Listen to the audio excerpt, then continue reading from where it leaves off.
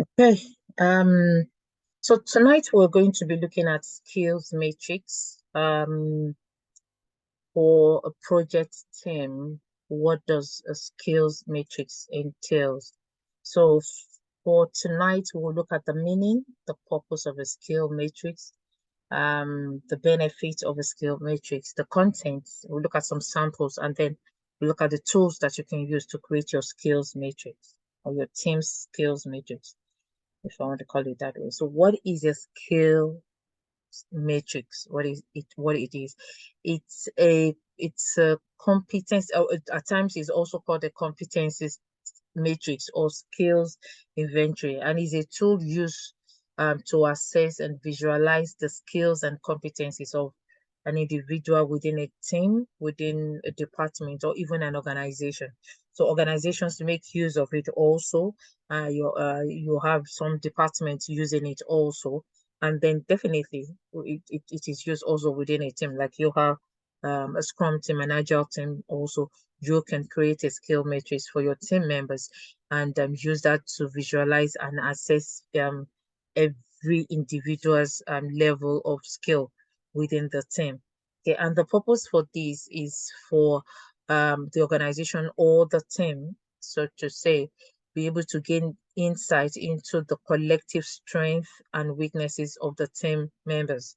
Okay, because it brings transparency, it brings clarity, everyone is able to see it, and efficiency to talent management process. So with it, you can put training in place. You're able to see where your team members need help and be able to provide that help for them. If you're not able to provide it, look into their community. I'm talking now in relation to your team.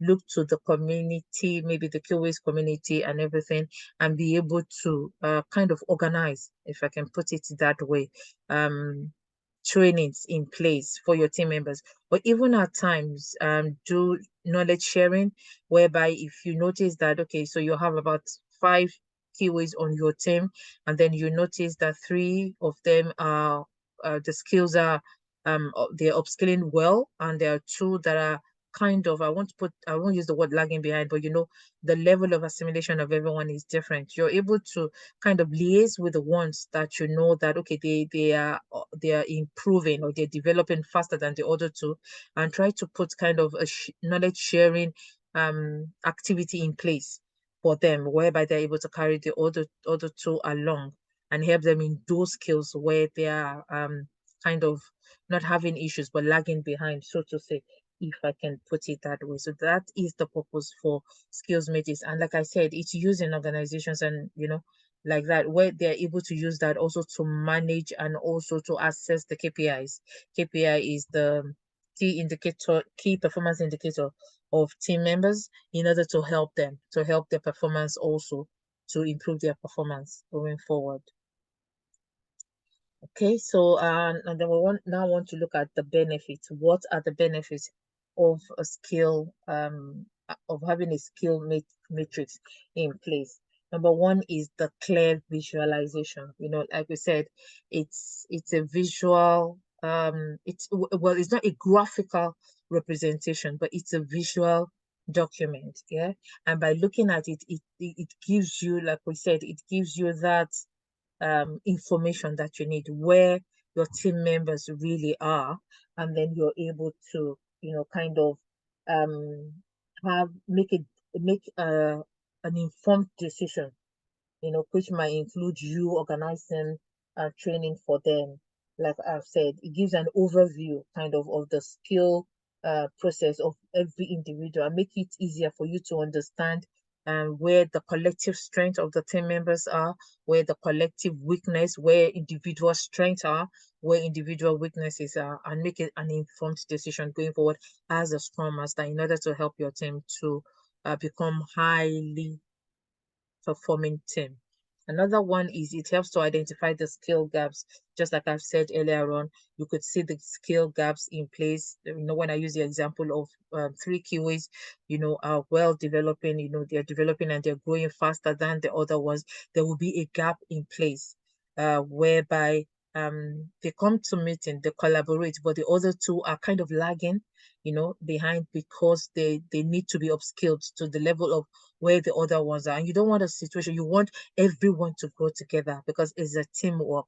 For a teamwork, for you to derive value, good value from the team together as one, you need to upskill all your team members to be on the same level, if not really on the same level, but at least as close as possible to themselves when it comes to skills, so that easily when work is committed into sprints, they can cross-functionally do the works without somebody else picking somebody else's work to do, all because they don't have the skill to be able to do that.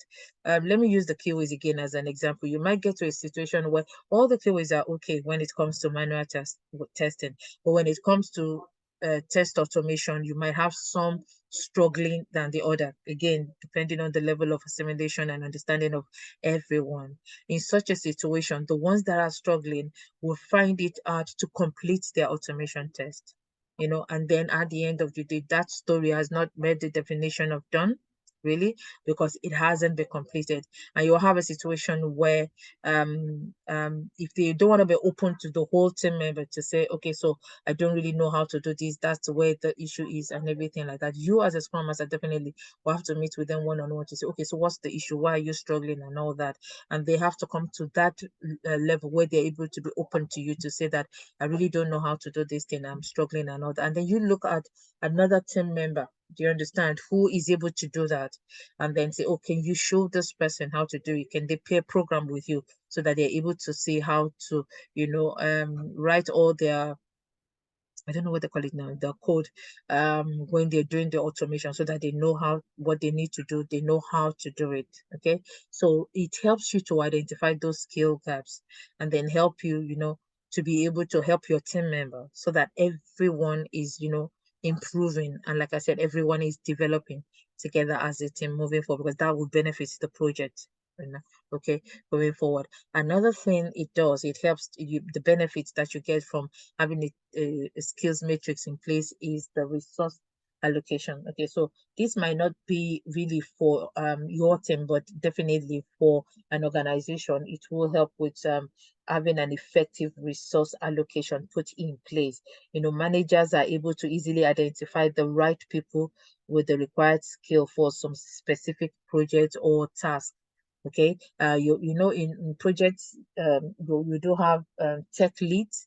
Tech leads gets to being a tech lead, based on their skills, based there on their experience. Okay, so they're able to kind of have an allocation, resource allocation, when they know their skills, the high skills that they have, they're able to put them on some complex projects for them to work on, or give them some complex tasks. Like I said, if they become the tech lead now, they're able to be the one to do the code review. They're able to be the one to do the test review for other developers and testers that are in the team, because of, like I said, their skills of there. And tech leads also are able to kind of train other team members who are not up to whose skills are not up to par, kind of. If they're able to help them to upskill also, as a scrum master. Once you notice, okay, my tech, okay, so in your situation there's no tech lead because there's no lead, everybody is the same. But like I said, if you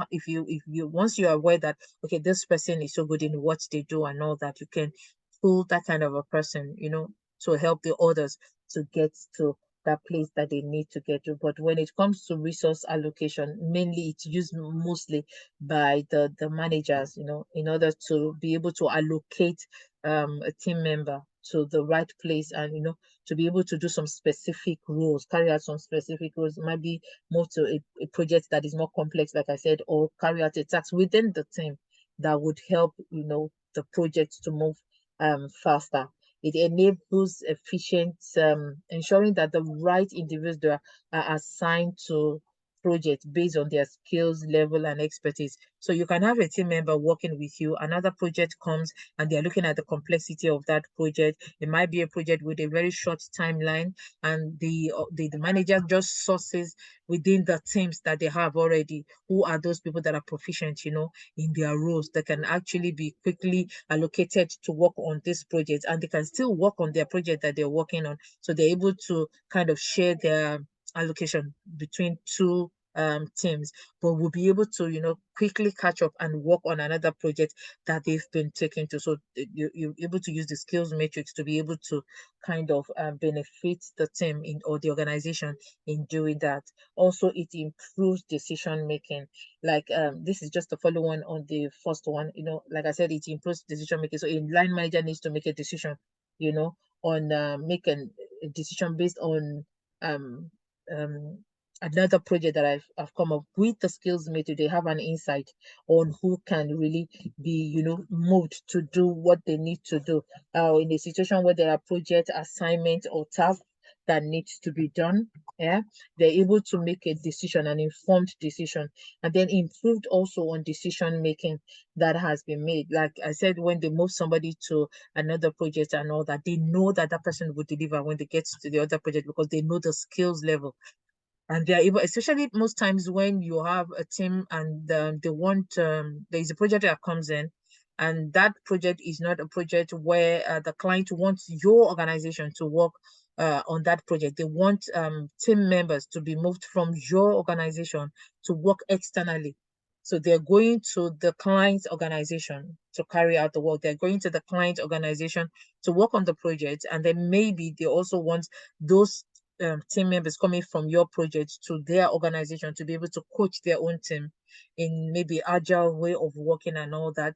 The organization are going to pick, or the managers are going, the organization will get, your organization will get in touch with the managers to say, okay, so who are those experts in your team that we can make use of and all that. And they're able to do that because they know there's a skill matrix in place that they've looked at over a period of time, and they know that, okay, so this person is, an expert, they're upskill up there to be able to take to another project, to be able to work on it. That informed decision came from the skills matrix. So that's another benefit that you can get on the skills matrix. And then targeted training and development. I've said that while I was explaining earlier on.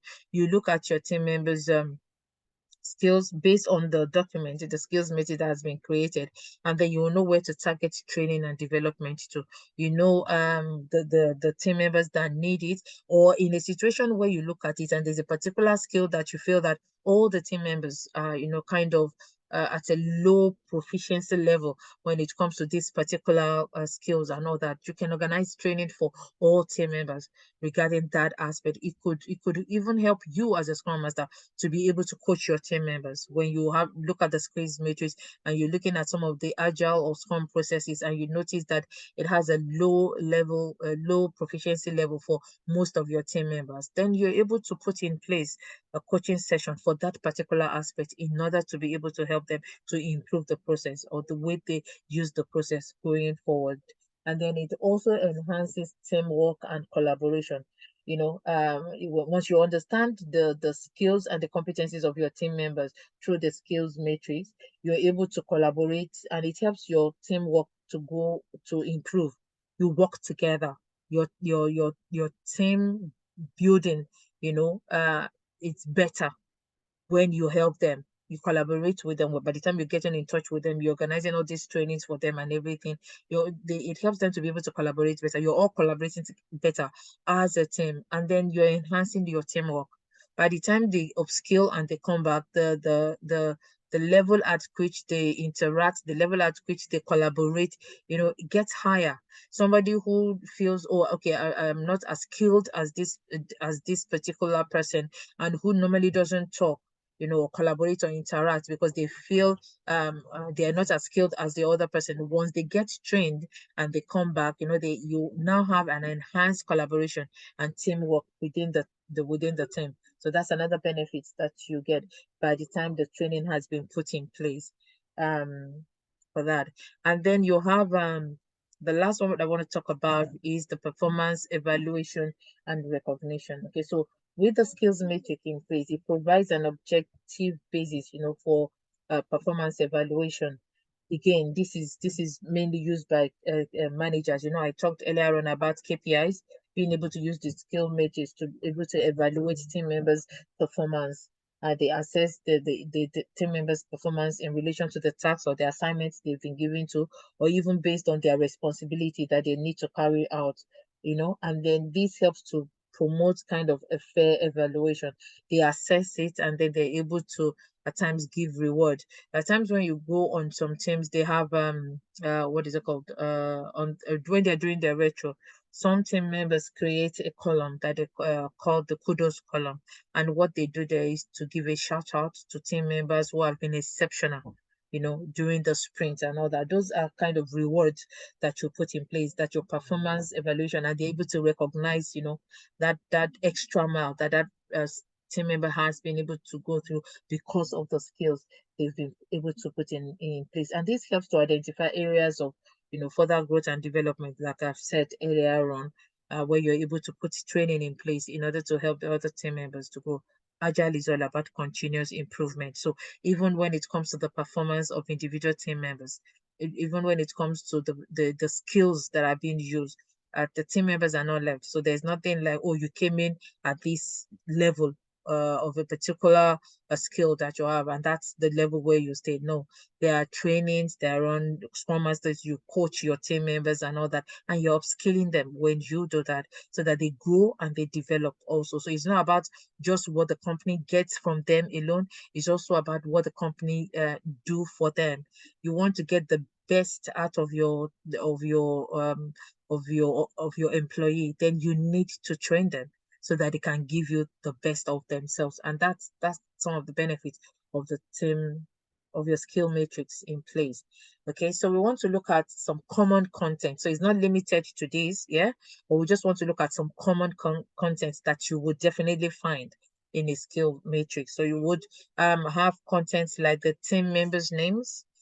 Some do put the team members' role. It's not compulsory. Like I said, some do it and some don't put it. They just put the names of the team members. But if it's a document kind of that, that it will be updated as you go along, and is in the situation where you as a scrum master, you're not there, somebody else is going to take over and they're going to use the same document, then I think it's better to put the roles of the team members in so that they're coming in, they're saying the names, that, oh, okay, so they're talking about this person is that QA, this person is that developer, and all that. You put that in place. And then another section that you would see in a skill matrix is the general or specific team roles, skills.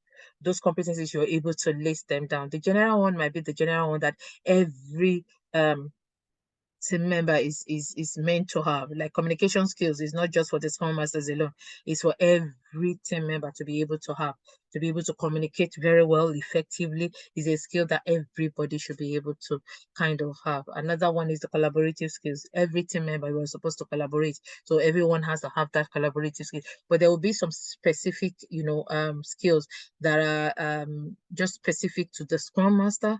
There will be some that are just specific to the developer, some specific just to the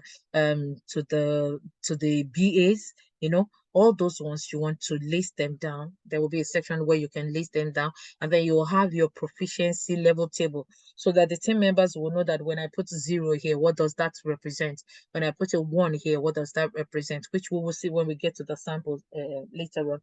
So they're able to see that. Those are some few contents, definitely, like I said, that you would have when you're creating your skills matrix. But like I said, it's not limited to this, but at the same time, you don't want to put too much information in, and then the whole thing is too kind of overwhelming and cumbersome, and you're not getting the picture that you're supposed to get. You're not getting the data that you're supposed to get from your skills matrix. So we'll just look at some sample. Okay, so this is a sample of a skill matrix. I said earlier on that you will list the names of your team members. So this one says employees, but let's just assume, okay, so team members, you're able to list the name. You can see those are the names that have been listed there. Okay, and then you're looking here, they're looking at the management skills for this particular role. And for this person, James has a 4 here. So what a 4 means is when you come to this is the proficiency level tables now, telling you what a 1 means, training required, what a 2 means,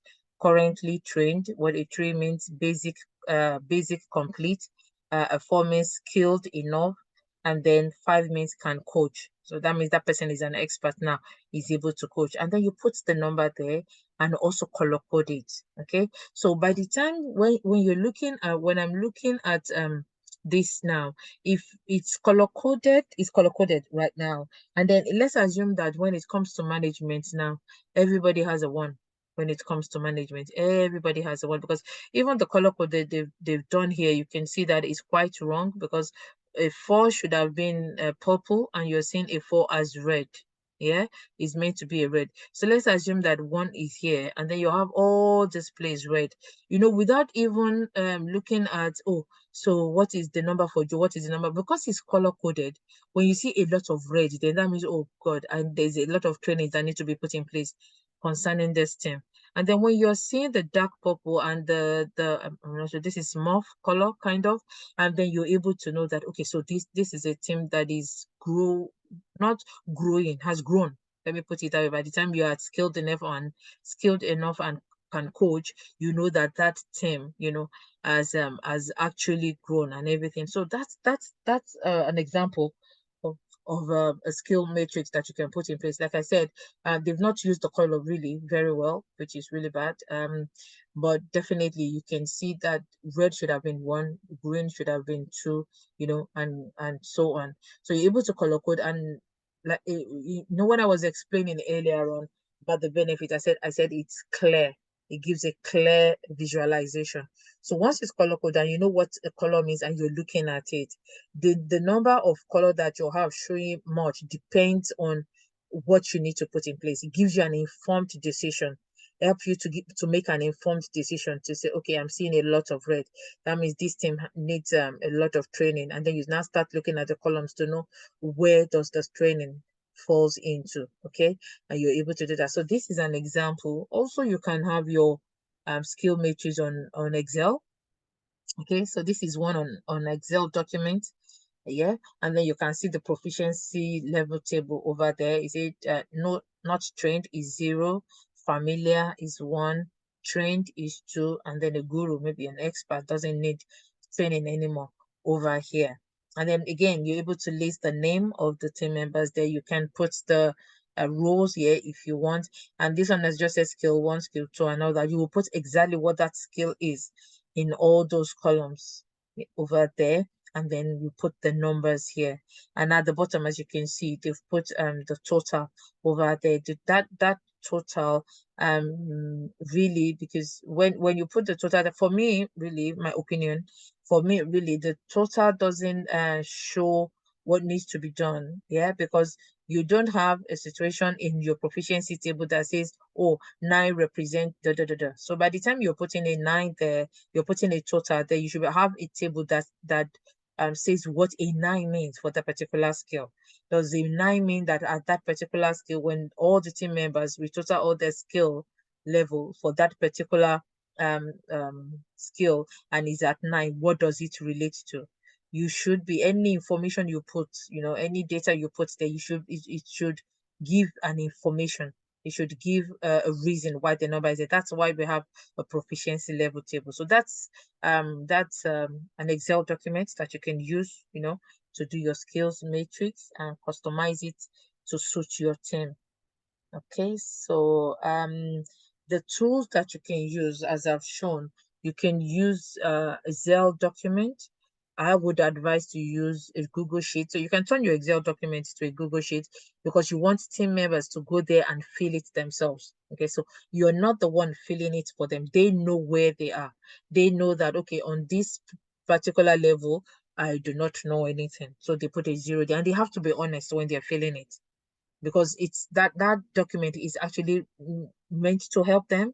So in a situation where somebody knows that I don't know this thing and they're lying to say that, oh, I'm trained, or I know it already, and everything like that, it's really to their own disadvantage, really, really. then they're meant to use that skill and they can't use it, it's it's to their own kind of disadvantage. So you want to create that document now that you're still in sprint 1, and kind of put it on Google Sheet, send the link to all team members and say, can you go in? Definitely you would have filled in their columns where their names are going to be so that they know when they go on it, they look at the skills and then they're able to put their own number by looking at the proficiency level table and put the right number where it's meant to be. So once they fill that for maybe your sprint 1, at the end of sprint 1, everybody has filled it.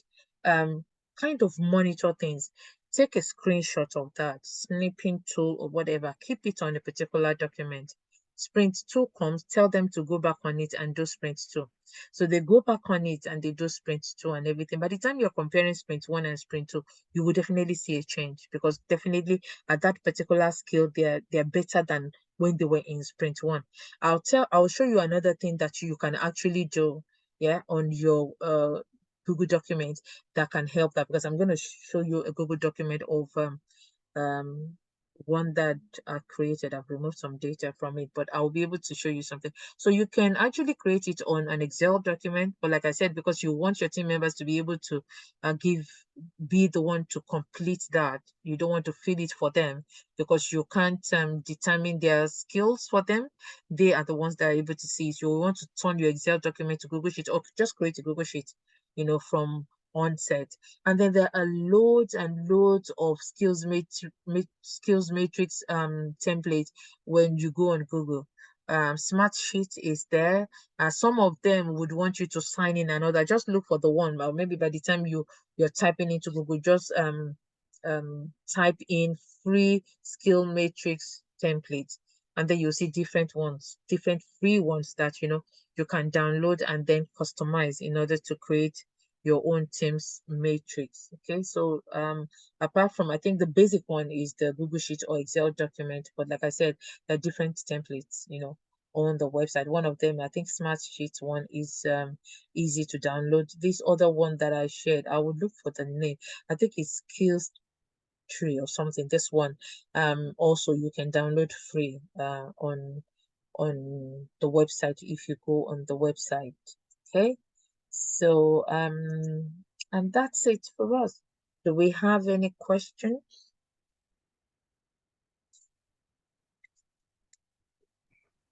Yes, I have a question. Go ahead. Yeah, you made mention of identifying knowledge gap in the team. Yeah, like in our own situation now, how do you think we can do it? Because it's peculiar to us. We hardly know who knows what. Is it possible? Yeah. Is it possible to kind of, yeah, maybe create a Google sheet and send to people to tell us what they know? Because we don't meet, we don't know the capability of each and every one of us. I know we are missing a lot. Some of us are loaded with a lot of things, but we don't even know what they know. So how do you think we can bridge this gap? Okay. I'll give you an example, experience of myself. Yeah.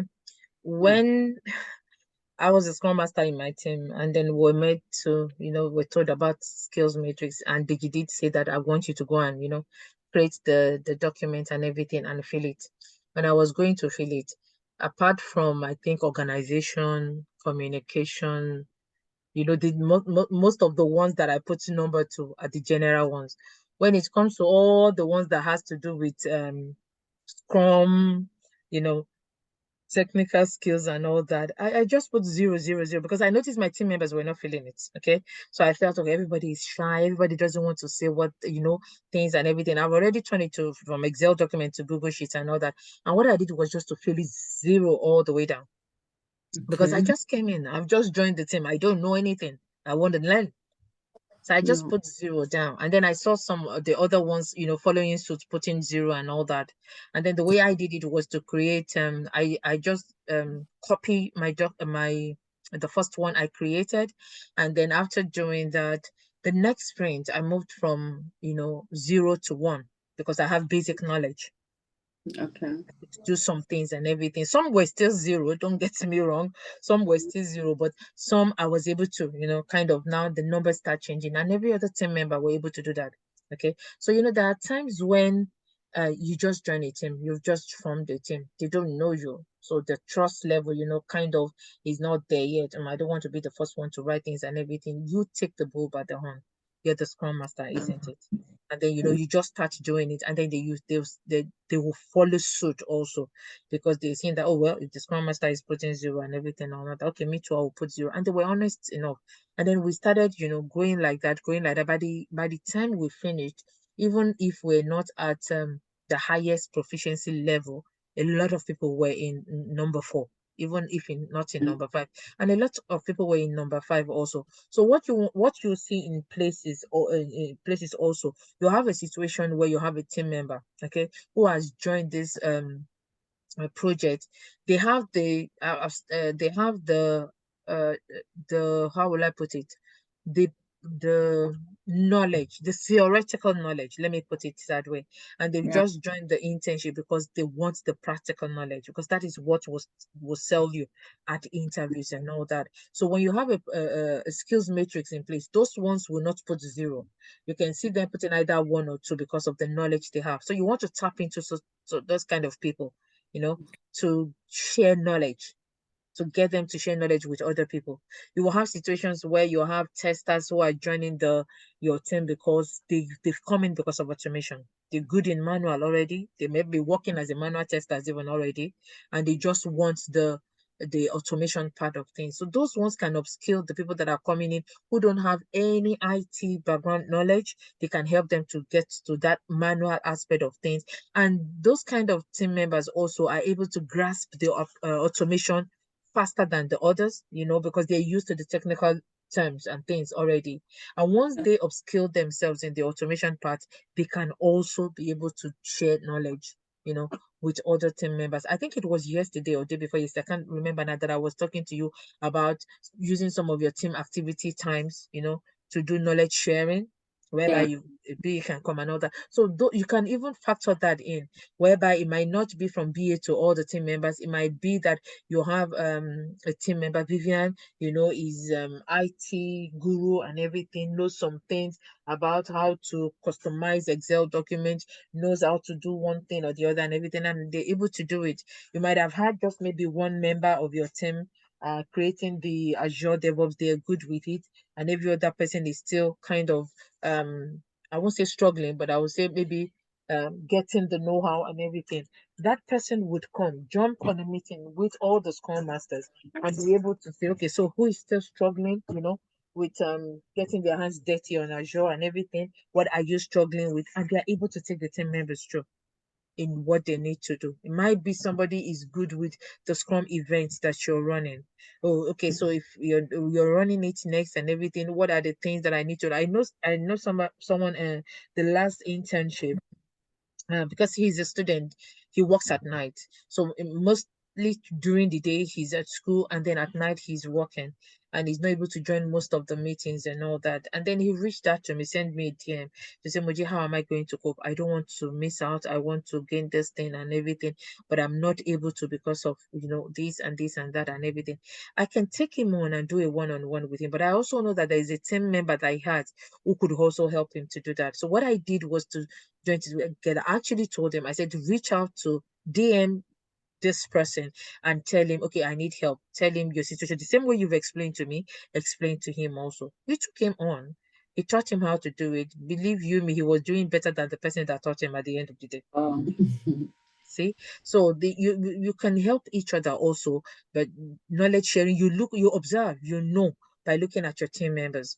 At times you're the scrum master. By the time you start, the more you start doing your meetings, your review, your sprint planning, the daily stand up and everything, you will know the tester that is kind of more skilled than the others. You want to note that kind of a person, and then the ones that are struggling. You can DM the one that is, that you feel that is more skilled than everything. Say, oh, can you please just help so along, so that you can help to upskill. They might not want to go and meet that person. They might be reluctant. So go to the other person also and say, oh, regarding this aspect, is it okay if this person helps you to upskill and everything? And they said, yes, I don't mind and everything and all that. You join them together to be able to work together.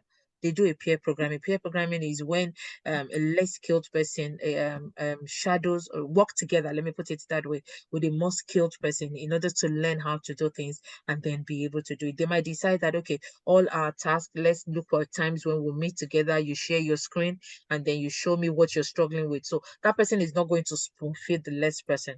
So they want them to also be able to do something. It's where they are struggling that they need to reach out to that person, and then that person shows them how to do things. So you're able to bring that in with your team members, and then they're all, like I said, everybody is growing and developing together, and which helps your project going forward, because definitely they will now be able to be efficient when they are working, and their performance improves. The value you deliver to the customer also improves, and then you're able to achieve your sprint goal at the end of the day. So we can do that also. Okay, thank you very much. So now You're we, welcome. the Scrum Masters, can come together and decide the skills that are important for our project or our team, so that we.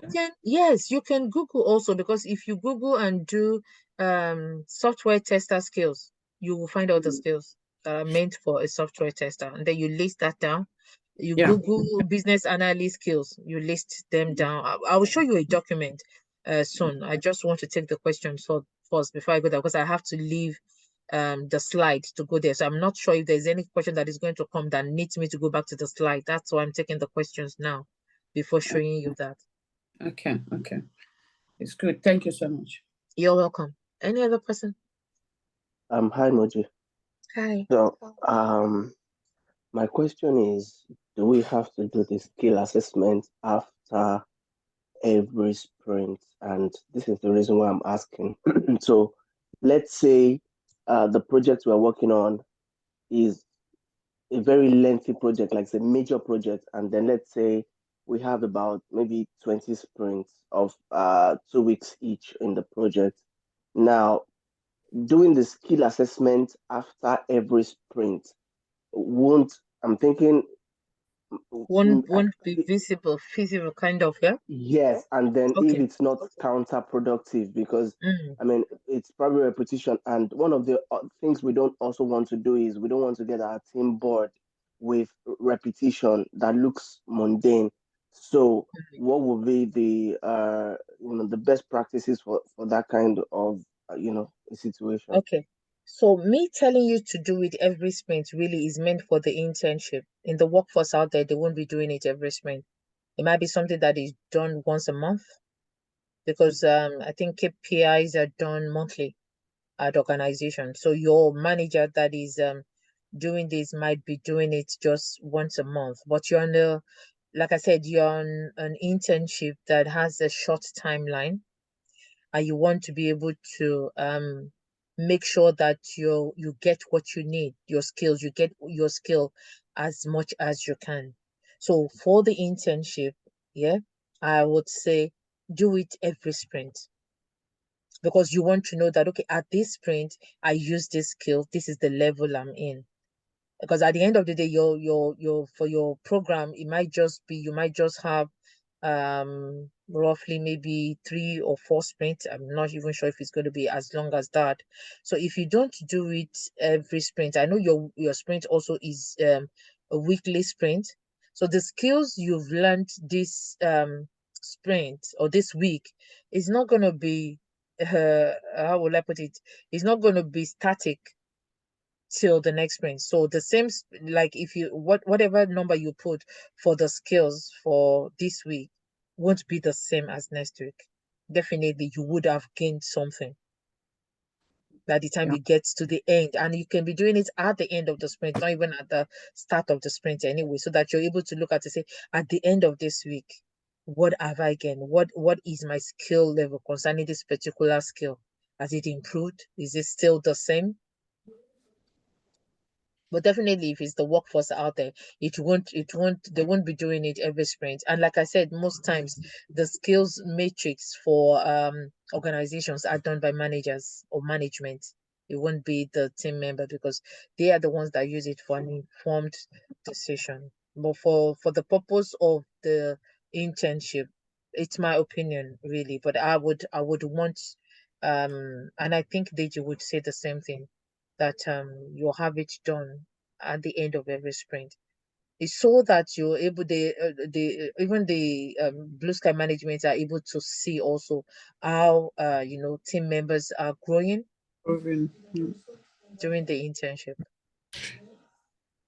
Okay, to add to this question now, if we do that, are we supposed to have a meeting where we talk about that with our team members, or show it to the management, or hand it over to the management so that they will make informed decision based on, oh, this person still needs, maybe by the time we finish at the end of this 1 month, they may tell some people, from what I noticed, you still need some help. You may not be strong if you go into the labor market now. So do we need to submit it to the management, or it's for us, the team alone? I want to know. It's for the internship. I will say it's for you, the team alone. I doubt if Okay.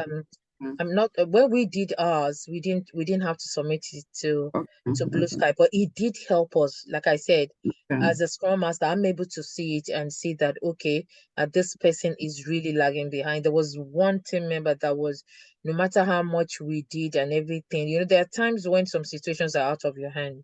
Okay, we tried, people were there to help him, and he just wants to do things his own way. He was telling us, he said, oh, I learn at a different pace. I'm a slow pace learner. I just want to do things my own way. So we tried to carry him along.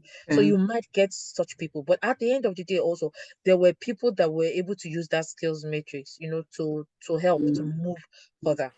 Because people won't talk, really. They would keep quiet. They'll be struggling. They won't talk.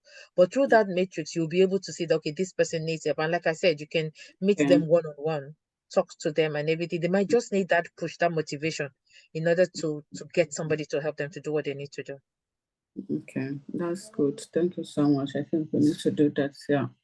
It will also help us to know those that are talking about impediments, maybe people who have not understood maybe Azure DevOps, or for the DAs that have not known how to do their Excel or Tableau, they will be able to write it there. We have a clearer picture of what is happening to each and every one of them. Yes. Okay. I think it's clear now. Yeah. Thank you. You're welcome. Any other question? I have 3 people raising their hands. No, I just wanted to, I was raising up my hand. I just wanted to add to that. Okay. God knows I've lost my line. Sorry, this is Ade. Hold on just a moment. I just wanted to add to that so that we don't deviate from the conversation. So I just wanted to add that for you Scrum Masters, you can add it to part of the list of the things you have done, that you're going to put in the showcase. So when you're talking in the showcase, you say, okay, we've been able to do our team metrics as a team and all. And, one of the reasons you people did it is to encourage people. So if I'm on 0 this sprint, I would want to remain on 0. I want to be encouraged and work harder to be on 1 the next sprint, to be on 2 the following sprint. If possible, jump to 4 by the 5th sprint. You get what I mean? So you can add it there to your demo when you're doing it. Just a screenshot. You don't need to naked people by saying, oh, Wumi is 0. This one is 2. You don't need to do that. Just say an overview of it. You understand what I mean? All right. Okay. Yeah, wonderful suggestion. Thank you. All right. Do we have anyone else? Ade, you wanted to talk, I think. I'm okay. I think she answered. She asked the question. Well, unless if I want to word it, I just want to ask. Another Scrum Masters are like evaluators, yeah. And are we like? Are we giving like appraisals? Is that, if I'm right, is what we're doing part of like an appraisal? No, you don't give appraisal. Okay, because we're asking them to fill out something, to fill out the boxes, or so that doesn't count as an appraisal. No. What you're doing is you want to help your team members to improve. Yeah. That's what you want to do, and you're not psychic. Yeah. Okay. You wouldn't be able to know it if they don't put it, if they're not open enough to put that down. So they have to be open enough to put that down. Because remember, once they put that down, it's not for you to know, to now start laughing that, can you imagine that he doesn't even know, have these skills and all that. That is not the purpose of that thing. The So purpose just to is get to be help. able to help the team members to get better. Okay. Mm. Thank you. Thank You're you. welcome. And Ade, sorry, I Ma, just wanted to add, I'm so sorry, Vivian. I just wanted to add that, you see, when you are transitioning your team in Agile, right? One of the first things you need to look out for is actually that. I'm not saying that should be the first thing you should do for your team. Don't get me wrong.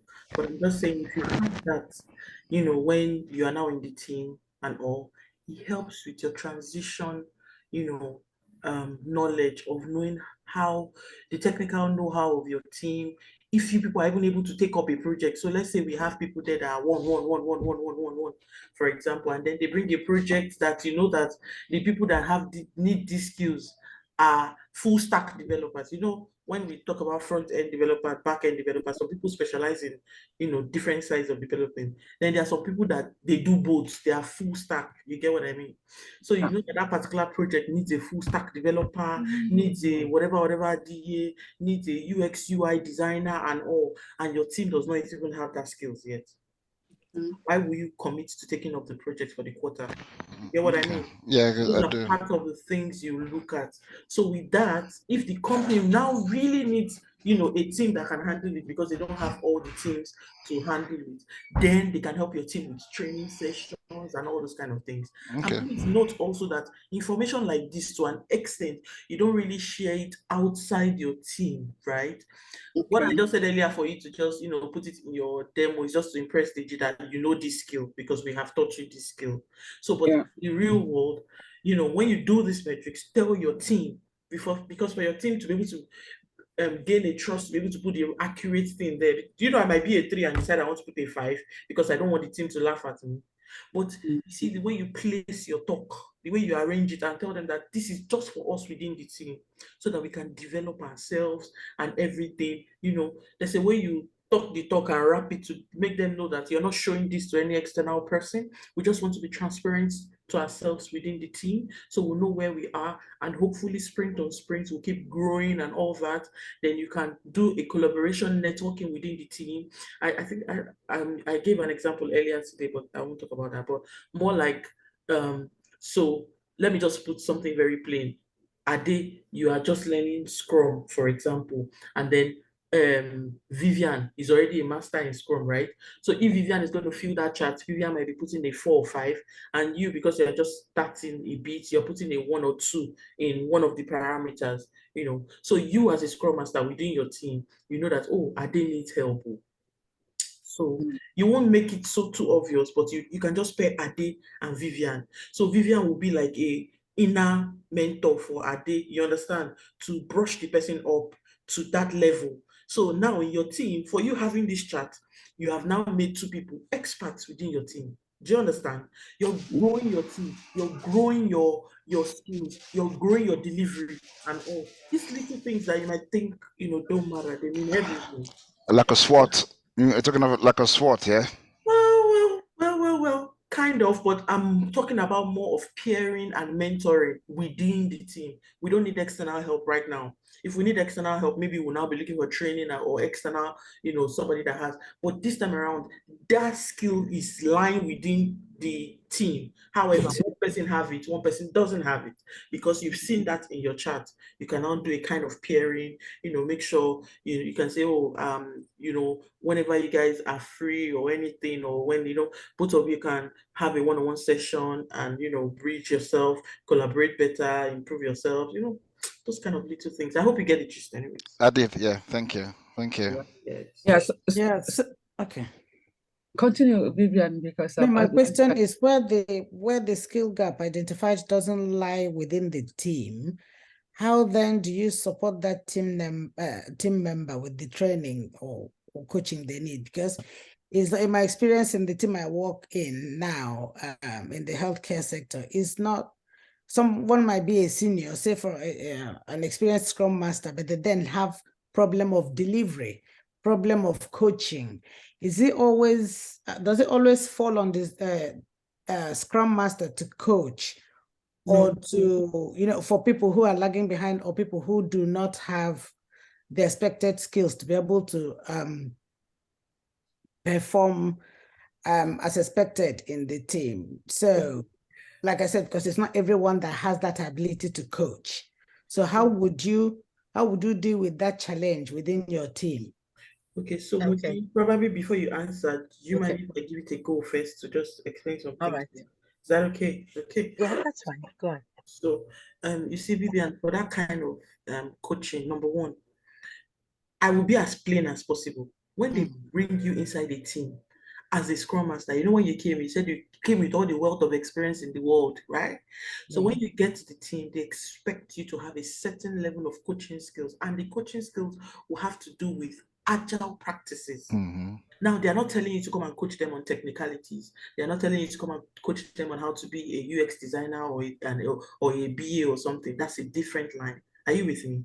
Now, when it comes to the mini coaching skills, you are responsible for coaching your PO. You are responsible for coaching your team members. That is by the way. That is by the way. Now, on the flip side, there are one or two things that you might probably need trainings for, like you said, right? Because even you within your team, ideally, if you think about it, you're also in the team, you're also not a full wealth of knowledge anyways. That's in the sense of no, everybody is learning. Mr. Deji still said it today, right? So in the sense of everybody is learning, probably you're still entitled to a bit of training here and here to brush yourself up, because you've now been working in an organization for a while. So you need a little bit of training. So just to let you know, most organizations, they have things like maybe success factor or things, you know, they have a lot of materials in there that you guys can go and train. Right now, if you now need a one-on-one talk and all, some organizations also have finances kept aside for such, for you to invite external people to do that. Now, that's even another way. Another way is, even now within your company, you might have other senior scrum masters that could jump in to help, because when you're a scrum master, you have group scrum masters, you have agile coaches and different things within an organization. They can also jump in to help. Are you with me? So there are different ways the help that can come from, but all just be aware of yourself that, oh, don't go and go there and say, I don't know this one. And the thing is an agile practice. That's the way you mail it. Do you understand? Yeah. If it needs you to go and learn a bit to come and teach somebody, you do that. So that's where collaboration comes in as well. Collaboration, continuous learning. Even you as a scrum master, do you think Moji wants to come and just be coaching people just like that? Pardon me if I'm saying, she's here to coach you guys, right? And all. I'm here to coach you guys, but it's also a form of us learning. Don't you think so? Yeah. So that's the whole idea about this. So you have to keep learning. So before I come to deliver something to you, even if it's something I know, I might just need to look up one or two things just to brush myself up to, so that when you're asking me questions like this, I can respond to you. So there are ways this thing happen. So just be very mindful. Always have a rethink before you do anything when it comes to all this coaching of people and all that, right? Because you are there as a coach. So when you're transitioning your team, or you just want to improve your team, you should have a learning, a way of coaching rather your team in agile practices. But if it's now things that are technical, you've checked within your team does not have that technical know-how. You have probably escalated just a bit. Maybe they can find somebody within the organization that has the technical know-how to jump into your team. Like, my team, we have people that come in from another team to just take up, more senior people. They take my team, one or two things. We have that meeting every Tuesday. You understand? You fix it. Knowledge share, and the knowledge share can be inter-team. You understand? So they'll come and tell you about this, we would say a topic we want, right? Like a team member would just say, oh, I'm lagging behind in so. We'll ask, okay, is anybody able to take within the team? If anybody is not able to take within the team, we'll just call more senior people outside of the team. Those are the kind of things you're thinking of. Then when the whole organization does not have it and they know that, okay, they really need it, then they call external people. Then most times they are things online, that's within the SharePoint and all those things in an organization. So there's always learning in every organization. So just calm down, but you need to improve yourself right now, here and now. Keep improving yourself, keep learning every day as we are teaching you, even if it's videos you've watched and you have time, you're cooking in the kitchen, replay those videos and all those kind of, it will keep brushing you up. You're not watching it anymore because you have watched it and you have an understanding, but you can just play it instead of play music at that time, just maybe hearing one or two naughty things that we've said to you, within this your short stay, it brushes you off. Okay, Umi, you can talk too much. Well, it's useful and helpful. Thank you. Moji, you Thanks. can add to it if you want to. Thanks. The only thing I wanted to add to that is there are times when some organizations also have recorded training sessions.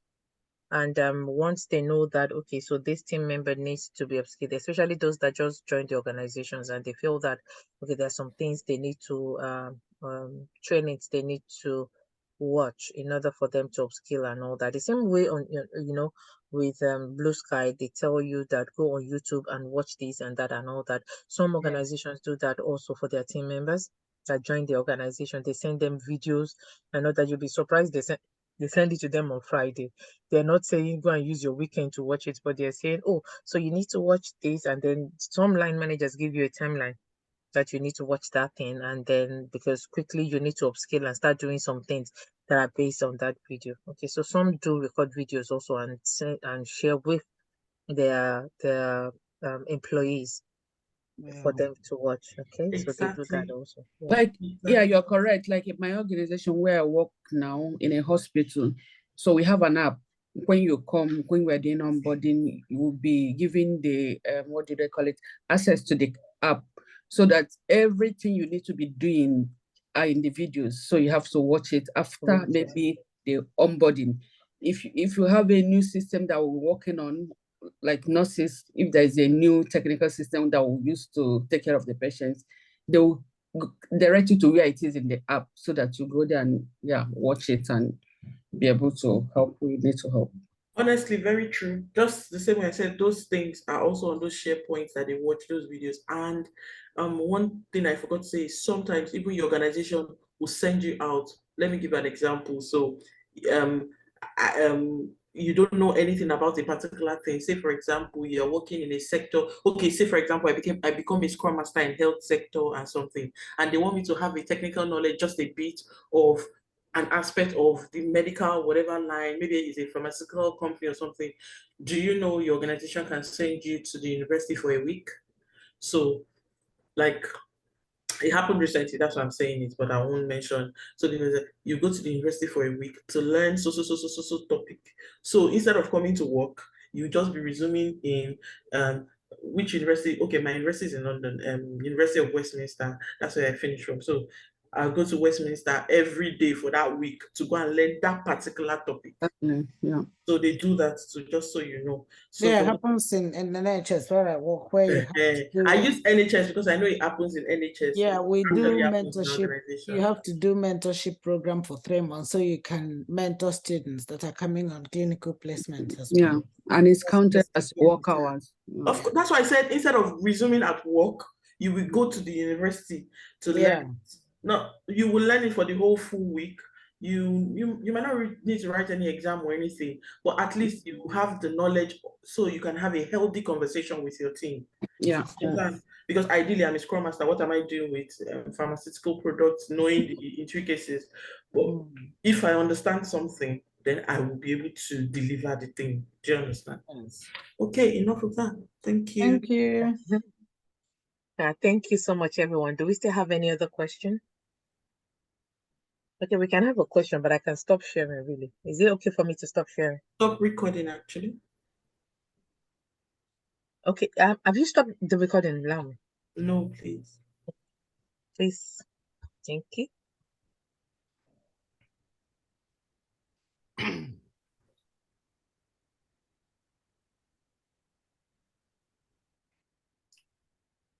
All right, I want to ask a question, but it's a little out of scope, not scope per se. Thank you for teaching us about skill matrix. Sorry, it's Emmanuel speaking. Yeah, I know the voice now. Don't worry. All right. For a Scrum Master new to, well, not Scrum per se, I get to an organization. What tools should I equip myself with? Your Scrum Master tools. Exactly. Like the data analyst has a SQL, he has a Tableau, Excel, and all that. What should I have equipped myself with? Like, I'm a farmer, I'm going to the farm. What should I carry with me? Basically. Okay.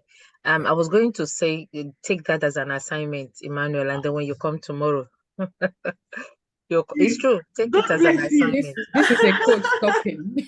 I wanted to say, you know that farm that you're going to, please take cutlass and hoe. That's what I wanted to tell you exactly. Take cutlass charging and come with fees. the feedback. Oh God, have mercy. Moji, please, could you stop recording? Yeah. So I want you to do, but who can just one? Tell me one Scrum Master tool that you have. One. Miro is one of it. We have Azure DevOps, we have Miro. Don't give him all the answers now. They said just he has an assignment also. Don't help him. I do know, but You like, have Jira, right. you have Jira, you have Confluence, you have Azure DevOps. Do you want to stop recording? You have my stop the recording. Allow me.